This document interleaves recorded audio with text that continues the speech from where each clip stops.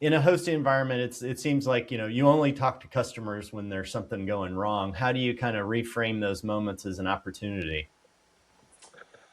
Uh, let's see. How do we reframe those moments? I mean, I would say, generally speaking, I always like to look at it from the perspective of, if if there's a problem, are we contributing to the problem in some way, whether it's you know uh, by mistake, or or is it something that the customer maybe just has a misunderstanding about? So I try to look at it from the perspective of, how are we looking at this issue, and are we, and what are we doing to make sure that we're focused on getting the outcome that the customer is expecting?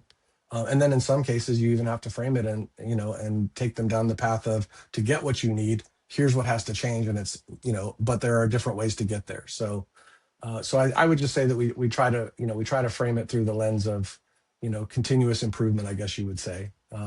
Just looking at it and saying, you know, what could we have done? Are we doing it? If we are doing it, are we explaining it right? In some cases, we're, the challenge is that it's not that the answer isn't correct. It's that it's not being delivered in a fashion that makes sense to the, to the receiver. So it's like, well, then let's try again. That's another, by the way, aspect of one of the things that I had to change was, I was looking at these communications with our clients, back and forth on email, and I was like, guys, after a couple of these, doesn't it make sense to just like call them?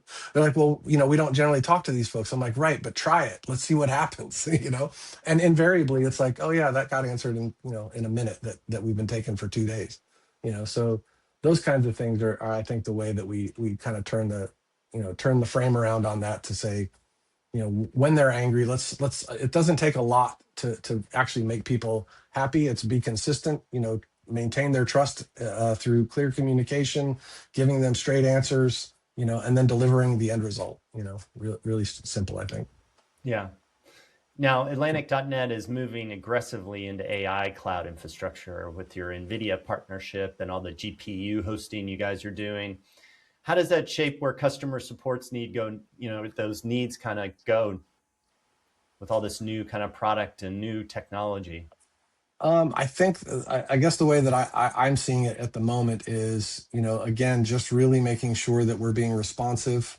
We're having to upskill in some areas, so we're spending time teaching the team, different, software and hardware, support methodologies and things of that nature. But by and large, it's really still going to be sort of holding true to this same framework, and then just adapting to, to whichever aspects of the technology are somewhat new, so to speak. But a lot of it is still the same. It's sort of like what you were saying to me earlier about, going from dial up to fiber, right? I mean, you still a lot of times have to deploy the same, problem solving approaches, just at a, at a different level, and, with a little bit of a more of a technical understanding.